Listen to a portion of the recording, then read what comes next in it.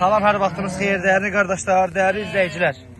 Dəyərli qardaşlar, gördüyünüz bax 55 baş bax belə balalı şişək satılır. Görürsünüz, hamısı da iri balı ilə.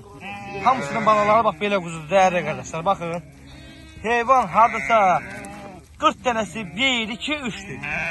Yerdə qalanda içində 4 də var, nə bilim.